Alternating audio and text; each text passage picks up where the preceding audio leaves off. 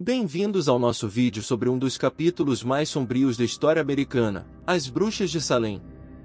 Hoje, vamos explorar os eventos que ocorreram nesta pequena vila em Massachusetts no final do século XVII, mergulhando nos mistérios, medos e consequências que cercaram os julgamentos de bruxas que abalaram a comunidade. Prepare-se para uma jornada fascinante enquanto desvendamos os fatos, examinamos as teorias e refletimos sobre o significado duradouro dos julgamentos de Salem. Então, prepare-se para mergulhar nesta história intrigante e descobrir a verdade por trás das Bruxas de Salem. Os julgamentos das Bruxas de Salem ocorreram entre fevereiro de 1693 e maio de 1694, na cidade costeira de Salem, no condado de Essex, Massachusetts colonial. Durante esse período, mais de 200 pessoas foram acusadas de bruxaria, 30 foram consideradas culpadas e 20 foram executadas. Das 20 execuções, 19 foram por enforcamento, 14 mulheres e 5 homens, e uma mulher idosa foi esmagada até a morte com pedras. Além disso, Giles Corey foi pressionado até a morte por se recusar a confessar, e pelo menos 5 pessoas morreram na prisão. As detenções ocorreram em várias cidades, incluindo Andover e Topsfield, além de Salem e sua vila. Os julgamentos foram conduzidos por um tribunal de Oyer e Terminer em 1692 e por um tribunal superior de justiça em 1693, ambos sediados em Salem. Essa caça às bruxas foi a mais mortífera da América do Norte colonial, resultando na execução de 14 mulheres e 2 homens em Massachusetts e Connecticut durante o século XVII. O episódio dos julgamentos das Bruxas de Salem é um dos casos mais notórios de histeria em massa na América colonial. Ele tem sido utilizado na retórica política e na literatura popular como uma advertência sobre os perigos do isolacionismo, extremismo religioso, falsas acusações e falhas no devido processo. Embora não tenha sido um caso único, foi um exemplo americano do fenômeno mais amplo dos julgamentos de bruxas que ocorreram no início do período moderno, também na Europa. Muitos historiadores consideram que os efeitos duradouros desses julgamentos tiveram uma influência significativa na história dos Estados Unidos. Em memória das vítimas, um parque em Salem e um memorial em Denver foram inaugurados em 1992, no 300º aniversário dos julgamentos. Em novembro de 2001, uma lei aprovada pela legislatura de Massachusetts exonerou 5 pessoas, e outra lei aprovada em 1957 já havia exonerado 6 outras vítimas. Em 2004, discutiu-se a possibilidade de exonerar todas as vítimas, embora alguns acreditem que isso já tenha sido feito no século XIX, quando foi solicitado à legislatura colonial de Massachusetts que reverter os veredictos de George Burroughs e outros. Em janeiro de 2016, a equipe do Gallows Hill Project, da Universidade da Virgínia, anunciou a descoberta do local de execução em Salem, onde as 19 bruxas foram enforcadas.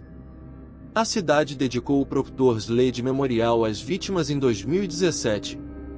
No contexto histórico, os julgamentos das bruxas de Salem foram uma ocorrência tardia em relação aos julgamentos de bruxas na Europa. Enquanto esses julgamentos já estavam diminuindo na maior parte da Europa no século XVII, eles ainda ocorriam nas colônias americanas. Os eventos de 1692 e 1693 em Salem foram uma explosão breve de histeria no Novo Mundo, enquanto a prática já estava em declínio em outras partes. Um importante influenciador das crenças e medos em torno das bruxas e do sobrenatural na época foi Joseph Glanville, autor de Against Modern Sadducees, 1668. Glanville afirmava poder provar a existência de bruxas e fantasmas do reino sobrenatural. Ele argumentava que a negação dessas manifestações sobrenaturais era equivalente à negação dos demônios e até mesmo de Deus. Glanville e outros autores tentavam estabelecer a realidade do sobrenatural e consideravam os céticos como hereges que negavam a existência de anjos e demônios. Os julgamentos de bruxas de Salem tiveram início após acusações feitas por pessoas, principalmente adolescentes, como Elizabeth Hubbard, de 17 anos, e outras ainda mais jovens. As acusações levaram a uma série de julgamentos, e eventualmente, execuções. A primeira execução registrada por bruxaria na New England ocorreu em 1647, em Etford, Connecticut, e a lista de pessoas executadas por bruxaria na região é mencionada no livro de Clarence F. Gevet, publicado em 1881. A primeira execução registrada por bruxaria em New England ocorreu em 26 de maio de 1647, em Ectford, Connecticut. A vítima foi Alciande, uma mulher casada e mãe de uma filha. Sua execução foi resultado de acusações de bruxaria e foi conduzida pela autoridade colonial. A lista de pessoas executadas por bruxaria na região de New England é mencionada no livro de Clarence F. Gevet intitulado The Memorial History of Boston, including Suffolk County, Massachusetts, 1881. O livro é uma compilação histórica abrangente sobre a cidade de Boston e sua região circundante. Embora os registros históricos sobre os julgamentos de bruxas sejam limitados, especialmente em relação aos eventos anteriores aos julgamentos de Salem, algumas informações sobre as execuções de bruxaria em New England foram preservadas. O livro de Gevet menciona os nomes de algumas das pessoas executadas por bruxaria na região, fornecendo uma visão limitada, mas valiosa, dos casos anteriores a Salem. É importante observar que a caça às bruxas em New England ocorreu ao longo de várias décadas, e os julgamentos e execuções foram dispersos em diferentes cidades e comunidades da região. Os registros completos das execuções de bruxaria New England são difíceis de obter devido à natureza fragmentada e escassa da documentação histórica disponível. Os eventos iniciais dos julgamentos das bruxas de Salem começaram na vila de Salem, em fevereiro de 1692. Duas jovens, Betty Parris, de 9 anos, e Abigail Williams, de 11 anos, filha e sobrinha do reverendo Samuel Parris, começaram a ter ataques descritos como além do poder dos ataques epiléticos ou doenças naturais. Esses ataques incluíam gritos, contorções, comportamentos estranhos e alegações de serem beliscadas e picadas por alfinetes. Essas manifestações incomuns chamaram a atenção do ministro John Wally, da cidade vizinha de Beverly. Outras jovens da vila também começaram a exibir comportamentos semelhantes durante as pregações e serviços religiosos. As primeiras pessoas acusadas e presas por supostamente afligir as meninas foram Sarah Good, Sarah Osborne e Tituba. Sarah Good era uma mulher carente que foi acusada de bruxaria devido à sua reputação e por supostamente atormentar crianças. Sarah Osborne era uma mulher que raramente frequentava os serviços religiosos e foi acusada de bruxaria devido à desaprovação dos cidadãos em relação a seu casamento com um servo contratado e alegações sobre seus interesses na herança de seu filho. Tituba, uma escrava indiana da América do Sul, foi acusada de atrair as meninas com histórias de encantamentos e encontros sexuais com demônios. Essas 3 mulheres foram interrogadas e presas, marcando o início dos julgamentos. Ao longo do mês de março, mais pessoas foram acusadas de bruxaria, incluindo Martha Corey, Dorothy Good, filha de Sarah Good, Rebecca Narcy e Raquel Clinton. As acusações contra Martha Corey e Rebecca Narcy foram especialmente perturbadoras para a comunidade, pois eram mulheres respeitáveis e membros da igreja, o que desafiava a crença de que apenas pessoas de má reputação poderiam ser bruxas. Dorothy Good, com apenas 4 anos de idade, também foi interrogada pelos magistrados. Suas respostas foram interpretadas como uma confissão que implicava sua mãe. Em Ipswich, Raquel Clinton foi presa por bruxaria sob acusações independentes e não relacionadas aos eventos em Salem. Esses eventos iniciais desencadearam uma série de acusações e interrogatórios que se espalharam pela região, levando aos julgamentos das bruxas de Salem. Após os eventos iniciais dos ataques e acusações de bruxaria, os magistrados locais se envolveram nas investigações. John Attorney e Jonathan Corvin, que eram magistrados e membros do Conselho do Governador, realizaram averiguações na cidade de Salem. Eles foram acompanhados pelo vice-governador Thomas Danforth e outros assistentes. Durante as averiguações, várias pessoas foram apresentadas aos magistrados, incluindo Sarah Cloyce, Elizabeth Proctor e seu marido John Proctor. As objeções de John Proctor durante o processo resultaram em sua própria prisão. Nos dias seguintes, mais pessoas foram presas e interrogadas, incluindo Martha Corey, esposa de Giles Corey e membro da igreja em Salem Town, Abigail Hobbs, Bridget Bishop, Mary Warren, criada na casa dos Proctor, Deliverance Hobbs, madrasta de Abigail Hobbs, e outras. À medida que os interrogatórios prosseguiam, algumas pessoas confessaram e começaram a implicar outras como cúmplices. Entre os acusados estavam Sarah Good, Sarah Osborne, Tituba, Sarah Wildes, William Hobbs, Nehemiah Abbott Jr., Mary Astley, Edward Bishop Jr., Sarah Bishop, Mary English e outros. Em abril, mais prisões ocorreram, incluindo o reverendo George Burroughs, Lydia Dustin, Susanna Martin, Dorcas Oar, Sarah Morey e Philip English. As acusações continuaram em maio, com mandados sendo emitidos para mais pessoas. Alguns suspeitos conseguiram fugir antes da captura. Em 27 de maio de 1692, o governador William Phips ordenou a criação de um tribunal especial de Oeil-Terminer para os condados de Suffolk, Essex e Middlesex, responsável por processar os casos dos presos. Mais mandados foram emitidos, e o número total de pessoas sob custódia chegou a 62. Durante esse período, o reverendo Cotton Mather, um influente líder religioso, expressou seu apoio às acusações em uma carta a um dos juízes. No entanto, ele também advertiu contra a ênfase excessiva nas evidências espectrais e destacou a importância de uma justiça rápida para aqueles que foram injustamente acusados. Essas investigações perante os magistrados locais foram fundamentais para estabelecer os casos contra os acusados e levar os julgamentos adiante. Os procedimentos legais formais começaram com a criação do Tribunal de Oeil-Terminer, que seria responsável por decidir o destino dos prisioneiros. Após as investigações iniciais, o Tribunal de Oeil-Terminer foi estabelecido na cidade de Salem em 2 de junho de 1692. William Sougon, o novo tenente-governador, atuou como magistrado-chefe, acompanhado por outros magistrados e advogados. Bridget Bishop foi o primeiro caso a ser levado ao júri, e ela foi condenada com base nas acusações contra ela. Bishop foi descrita como vivendo um estilo de vida não puritano, vestindo roupas peculiares e tendo um casaco cortado ou rasgado de maneira estranha. Esses fatores foram considerados como evidências contra ela. Após a execução de Bridget Bishop, o tribunal adiou os procedimentos por 20 dias, buscando o conselho dos ministros mais influentes da região. A resposta coletiva, escrita por Cotton Mather, expressou apoio às acusações de bruxaria, mas também enfatizou a necessidade de cautela na admissão de evidências espectrais. No entanto, essas partes da carta foram omitidas quando Mather a reimprimiu anos depois. Apesar das ressalvas de alguns, as acusações continuaram com mais vigor. Mais pessoas foram acusadas, presas e analisadas pelos ex-magistrados locais que se tornaram juízes do Tribunal de Oeil-Terminer.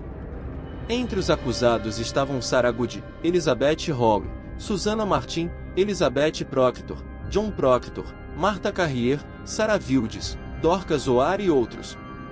Alguns dos acusados foram a julgamento e considerados culpados. 5 mulheres, Sarah Good, Elizabeth Hall, Susanna Martin, Sarah Wildes e Rebecca Narcy, foram executadas por enforcamento em 19 de julho de 1692. As execuções continuaram nos meses seguintes, com mais pessoas sendo condenadas à morte. George Burroughs, Martha Corey, George Jacob Sr., John Proctor e outros foram executados em agosto. Burroughs, um ex-ministro, fez um discurso antes de sua execução, declarando sua inocência. Cotton Mather montou um cavalo e dirigiu-se ao público, tentando justificar as execuções e explicando que o diabo pode se disfarçar como uma figura de luz. As ações do Tribunal de Oeil-Terminer foram amplamente controversas, com críticas crescentes à confiabilidade das evidências espectrais e ao processo judicial em si. No entanto, as execuções prosseguiram até que o tribunal finalmente foi dissolvido em outubro de 1692. Ao todo, 19 pessoas foram enforcadas, um homem foi pressionado até a morte e várias outras morreram na prisão enquanto aguardavam julgamento ou execução. Após a dissolução do tribunal, houve um esforço para revisar os casos e absolver aqueles que haviam sido condenados injustamente. Em 1693, o governador William Phips emitiu uma ordem para que as prisões de acusados de bruxaria fossem interrompidas e muitos dos condenados foram libertados. A histeria da caça às bruxas de Salem gradualmente diminuiu, mas o legado desses eventos sombrios continuou a ecoar na história dos Estados Unidos. Em setembro de 1692, o grande júri em Salem acusou mais 18 pessoas de bruxaria. William Proctor, que não havia sido indiciado anteriormente, foi preso novamente por novas acusações. Nesse mês, ocorreram eventos notáveis, como a recusa de Giles Corey em se declarar culpado, o que resultou em sua execução por pene forte dure, uma forma de tortura em que pedras eram colocadas sobre o corpo do acusado para obter um pleito. Além disso, 4 pessoas se declararam culpadas e outras 11 foram julgadas e consideradas culpadas. Em 20 de setembro, Cotton Mather, um dos proeminentes envolvidos nos julgamentos, escreveu uma carta a Stephen Seval, solicitando uma narrativa das provas apresentadas nos julgamentos de algumas das principais bruxas condenadas. No dia 22 de setembro, 8 pessoas foram executadas. Após as execuções, o reverendo Noyes fez um comentário sombrio, referindo-se às vítimas como tições de fogo do inferno. Durante esse período, algumas pessoas receberam adiamentos temporários ou suspensões das acusações. Dorcas Oar foi temporariamente suspensa para fazer uma confissão de bruxaria, com o apoio de vários ministros. Mary Bradbury, de 77 anos, conseguiu escapar com a ajuda de familiares e amigos. Abigail Faulkner, que estava grávida, também recebeu um adiamento temporário que, segundo relatos, mais tarde se tornou uma suspensão das acusações. Cotton Mather rapidamente concluiu seu relato dos julgamentos, intitulado Wonders of the Invisible World, que foi entregue ao governador Phips quando ele retornou de sua luta no Maine no início de outubro. Pouco depois, em 12 de outubro, o governador Phips emitiu uma ordem suspendendo os procedimentos do tribunal, declarando que o perigo de condenar pessoas inocentes com base apenas na evidência das vítimas aflitas era compreendido. Em 29 de outubro, o juiz Seval escreveu em seu diário que o tribunal de Oyer Terminer se considerava dispensado, e o governador Phips expressou medo de qualquer inconveniência que pudesse surgir de sua queda. Por coincidência ou não, a esposa do governador Phips, Lady Mary Phips, também estava entre aqueles que haviam sido convocados nessa época. Após a ordem do governador Phips, não houve mais execuções relacionadas aos julgamentos de bruxaria de Salem. Em janeiro de 1693, a nova Corte Superior de Justiça, conhecida como Corte de Assis Entrega Geral da Gaul, se reuniu em Salem, no condado de Essex. William Sougon continuou atuando como juiz-presidente, Anthony Sheckley permaneceu como procurador-geral e Jonathan Latson como secretário da corte. Os primeiros 5 casos julgados em janeiro foram de 5 acusados que não haviam sido julgados em setembro: Sarah Buckley, Margaret Jacobs, Rebecca Jacobs, Mary Vitretti, ou Viterite, e Job Toque. Todos eles foram considerados inocentes. Muitos dos grandes jurados foram liberados, já que não havia mais acusações contra eles. No entanto, mais 16 pessoas foram indiciadas e julgadas, sendo que 3 foram consideradas culpadas: Elizabeth Johnson Jr., Sarah Vardwell e Mary Post. Quando Sougon emitiu os mandados de execução para essas 3 pessoas e outros remanescentes do julgamento anterior, o governador Phips concedeu perdões, poupando suas vidas. No final de janeiro ou início de fevereiro, a corte se reuniu novamente em Charleston, no condado de Middlesex, onde grandes jurados foram convocados e 5 pessoas foram julgadas: Sarah Cole, Gillian, Lydia Dustin, Sarah Dustin, Mary Taylor e Mary Totakir. Todas foram consideradas inocentes, porém não foram libertadas até que pagassem suas taxas de prisão. Lydia Dustin faleceu na prisão em 10 de março de 1693. No final de abril, a corte se reuniu em Boston, no condado de Suffolk, e proclamou a inocência do capitão John Alden. Ele havia sido acusado de bruxaria por sua criada, Mary Watkins, que foi falsamente acusada por ele em retaliação. Em maio, a corte se reuniu em Ipswich, no condado de Essex, onde ocorreram diversos grandes júris. Todas as acusações foram retiradas contra a maioria das pessoas, restando apenas 5 casos. No julgamento, Susanna Post, Eunice Fry, Mary Bridges Jr., Mary Barker e William Barker Jr. foram todos considerados inocentes, encerrando finalmente a série de julgamentos e execuções. Com o passar do tempo, a percepção dos julgamentos de bruxaria de Salem começou a mudar e as acusações perderam sua legitimidade. As consequências trágicas desses eventos foram reconhecidas e, ao longo dos anos, as pessoas envolvidas nos julgamentos expressaram remorso e arrependimento por suas ações. Os julgamentos de bruxaria de Salem se tornaram um marco sombrio na história dos Estados Unidos, destacando os perigos da histeria em massa e da injustiça judicial. Após alguém acreditar que uma perda, doença ou morte havia sido causada por bruxaria, o acusador apresentava uma queixa contra a suposta bruxa aos magistrados locais. Se a queixa fosse considerada credível, o acusado era preso e submetido a uma análise pública, que consistia essencialmente em um interrogatório no qual os magistrados pressionavam o acusado a confessar. Se os magistrados locais estivessem convencidos da validade da queixa, o acusado era encaminhado para um tribunal superior. Em 1692, os magistrados decidiram aguardar a chegada do novo estatuto e governador, que estabeleceria um tribunal de oer e terminer para lidar com esses casos. O próximo passo, no nível do Tribunal Superior, era convocar testemunhas perante um grande júri. Uma pessoa poderia ser indiciada por supostamente afligir alguém com bruxaria ou por fazer um pacto ilegal com o diabo. Uma vez acusado, o réu era levado a julgamento, às vezes no mesmo dia, como aconteceu com o caso de Bridget Bishop, a primeira pessoa acusada e julgada em 2 de junho de 1692, sendo executada 8 dias depois, em 10 de junho de 1692. Houve 4 datas de execução durante o período dos julgamentos. No dia 10 de junho de 1692, uma pessoa foi executada. Em 19 de julho de 1692, 5 pessoas foram executadas: Sarah Good, Rebecca Narcy, Susanna Martin, Elizabeth Hall e Sarah Wildes.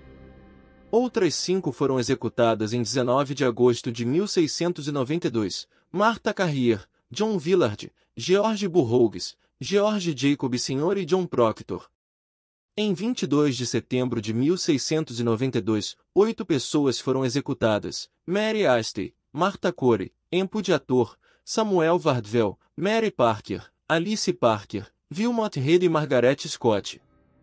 Alguns indivíduos, como Elizabeth Proctor e Abigail Faulkner, foram condenados, mas tiveram suas execuções adiadas temporariamente devido à gravidez.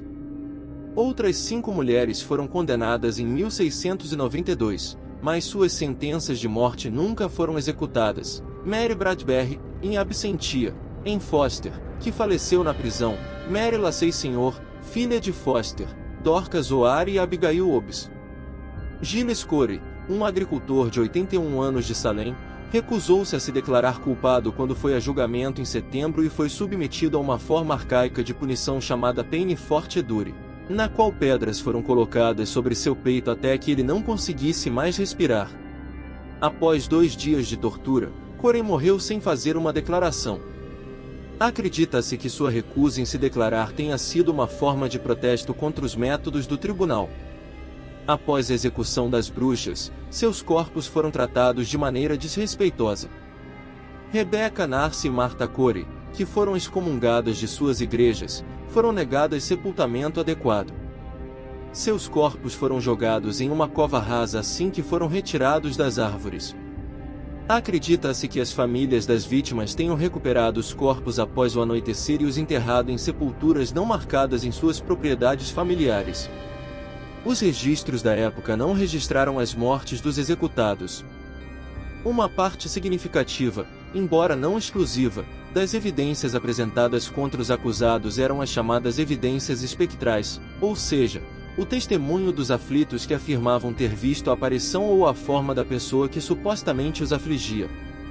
Houve uma disputa teológica sobre o uso dessa evidência, com base na questão de se uma pessoa tinha que dar permissão ao diabo para que sua forma fosse usada para afligir outras pessoas.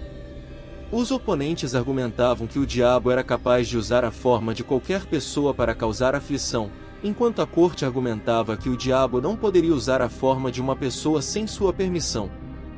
Portanto, quando um aflito alegava ver a aparição de uma pessoa específica, isso era aceito como prova de que o acusado havia consentido com o diabo. O livro The Wonders of the Invisible World de Cotton Mather foi escrito com o objetivo de mostrar como o tribunal foi cuidadoso na condução dos julgamentos. No livro, Mather explicou que considerava a evidência espectral como presunção insuficiente por si só para justificar uma condenação.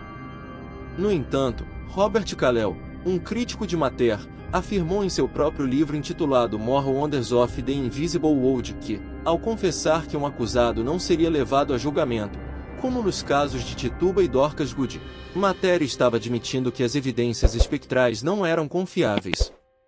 Entre as e Mather e outros ministros enviaram uma carta ao tribunal, chamada O Retorno de vários ministros consultados, instando os magistrados a não condenarem apenas com base em provas espectrais. Posteriormente, o tribunal decidiu que a evidência espectral era inadmissível, o que levou a uma redução dramática nas condenações e pode ter acelerado o fim dos julgamentos. Uma cópia dessa carta foi impressa no livro Cases of Conscience de Intreaz e Mather, publicado em 1693. Os magistrados de Salem também se basearam na publicação A Trial of Witches, relacionada ao julgamento das bruxas de 1662 em Bury Street de Mons, ao procurar um precedente para permitir a admissão das evidências espectrais. Uma vez que o jurista Sir Matthew Halley havia permitido essa evidência, apoiado pelo renomado filósofo, médico e autor Thomas Browne, no julgamento das bruxas de Bury Street de Mons em acusações contra duas mulheres em Lowestoft, os magistrados coloniais também aceitaram sua validade e prosseguiram com os julgamentos com base nessas evidências. De acordo com os registros da Igreja de Salem, em 27 de março de 1692, Mary Sibley, membro da igreja e vizinha próxima do reverendo Parris, instruiu John Indian, um escravo de Parris, a fazer um bolo de bruxa. Essa pode ter sido uma tentativa supersticiosa de afastar os maus espíritos. Segundo relatos atribuídos a Deodat Lawson, isso ocorreu por volta de 8 de março, mais de uma semana após as primeiras queixas e 3 prisões. Lawson descreve o bolo como um meio de descobrir a bruxaria, feito com farinha de centeio e urina das meninas afligidas, e dado a um cão. Nos registros da igreja, Parris relata que conversou em particular com Sibley em 25 de março de 1692, sobre seu grande erro, e que ela fez uma triste confissão. Após o sermão principal em 27 de março, Parris dirigiu-se aos membros da igreja e advertiu a congregação contra recorrer ao diabo em busca de ajuda contra o diabo. Ele afirmou que as calamidades em sua própria casa nunca se intensificaram até que meios diabólicos foram usados, referindo-se ao bolo feito por John Indian sob a direção de Mary Sibley. No entanto, essas datas parecem não coincidir com o relato de Lawson datado de 8 de março, quando as primeiras queixas foram feitas em 29 de fevereiro e as primeiras prisões ocorreram em 1º de março. Tradicionalmente, acredita-se que as meninas afligidas foram influenciadas pela escrava de Parris, Tituba. Segundo relatos, com a ajuda de Tituba, um grupo de meninas tentou adivinhar o futuro usando a clara de um ovo e um espelho. Elas ficaram assustadas quando supostamente viram a forma de um caixão. Essa história foi mencionada no livro de John Halley sobre as provações, mas Halley descreveu apenas uma menina confessando esse ato, não um grupo delas. Halley não mencionou a participação de Tituba e não identificou quando o incidente ocorreu. No entanto, durante o interrogatório de Tituba antes do julgamento, ela deu uma confissão enfática diante da corte, mencionando criaturas que habitam o mundo invisível, e os rituais sombrios realizados em serviço a Satanás. Ela implicou Sarah Goody e Sarah Osborne, afirmando que muitas outras pessoas na colônia estavam envolvidas na conspiração do diabo contra a Bahia.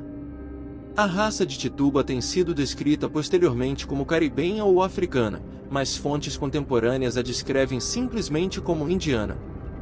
Algumas pesquisas sugerem que Tituba pode ter sido capturada na Venezuela e trazida para Barbados, e possivelmente era uma índia aruaque. Outras descrições mais tardias, como a do governador Thomas Hutchinson no século XVIII, a descrevem como uma indiana espanhola, que na época significava tipicamente um nativo americano das Carolinas, Geórgia ou Flórida. O teste tátil durante os julgamentos das bruxas de Salem foi uma prática infame baseada na crença na efluviosidade. Os acusados eram vendados e tinham suas mãos colocadas sobre as pessoas afligidas, acreditando-se que o toque poderia revelar a bruxaria. Outras evidências utilizadas nos julgamentos incluíam confissões dos acusados, testemunhos de bruxas confessas, descoberta de objetos relacionados à bruxaria e observação de marcas insensíveis no corpo dos acusados. Após os julgamentos, vários relatos e opiniões foram publicados, incluindo obras de Deodat Lawson, William Milbourne e Cotton Mather. Os sobreviventes e familiares dos condenados buscaram justiça e compensação, levando à reversão das condenações e à nomeação dos inocentes em 2001.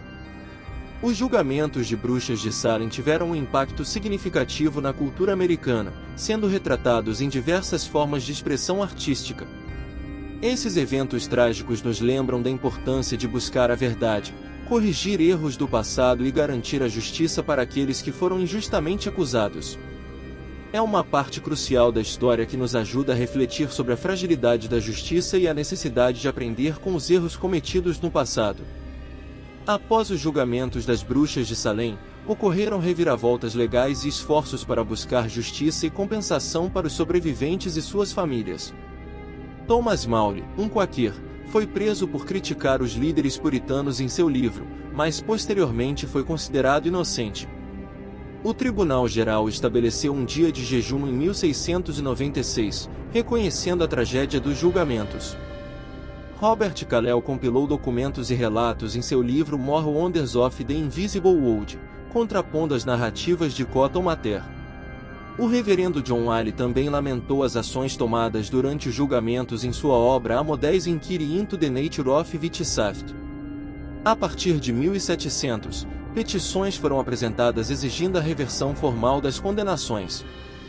Em 1709, 22 pessoas condenadas ou seus parentes buscaram a reversão das condenações e compensação financeira por suas perdas. Dentro da Igreja de Salem, houve arrependimento, com excomunhões sendo revertidas e pedidos de perdão. Em 1711, o Tribunal Geral reverteu as sentenças das 22 pessoas e autorizou compensação financeira, que foi dividida entre os sobreviventes e parentes dos acusados. As excomunhões de Rebecca Narcy e Gilles Corey foram revertidas em 1712. Embora as contas de compensação tenham sido resolvidas ao longo dos anos, alguns casos, como o de Philip English, foram resolvidos apenas em 1718. Essas ações legais e esforços de reparação demonstram a busca por justiça e a tentativa de corrigir os erros cometidos durante os julgamentos das bruxas de Salem. É um lembrete importante de como a história pode ser corrigida e como devemos aprender com os erros do passado. Ao longo dos anos, várias teorias médicas e psicológicas foram propostas para explicar as aflições e sintomas durante os julgamentos das bruxas de Salem. Essas teorias incluem histeria psicológica, ergotismo convulsivo, epidemia de encefalite letárgica transmitida por pássaros e paralisia do sono. No entanto, historiadores modernos também destacam motivações psicológicas e sociais, como ciúme, despeito e necessidade de atenção, como influências nas acusações e comportamentos dos envolvidos. Embora não haja uma explicação definitiva para os eventos de Salem, o debate continua, e diferentes perspectivas são exploradas para compreender melhor essa parte da história. E assim chegamos ao fim deste episódio fascinante sobre as bruxas de Salem. Esperamos que você tenha aproveitado essa viagem pela história e tenha encontrado respostas para suas perguntas sobre esse período intrigante. Se você gostou deste vídeo e quer continuar explorando temas históricos e culturais, não se esqueça de deixar o seu like e se inscrever no nosso canal para não perder os próximos episódios. Aproveite também para compartilhar seus pensamentos e comentários sobre as bruxas de Salem. Queremos saber o que você achou, se tem alguma teoria ou informação adicional para compartilhar. Sua participação é fundamental para enriquecer essa conversa. Lembrando que a história das bruxas de Salem nos ensina a importância da justiça, do respeito e da tolerância. É um lembrete de como a paranoia e o medo podem levar a consequências devastadoras. Vamos aprender com esses erros do passado para construir um futuro melhor. Agradecemos por assistir e por fazer parte desta jornada histórica conosco. Até o próximo episódio!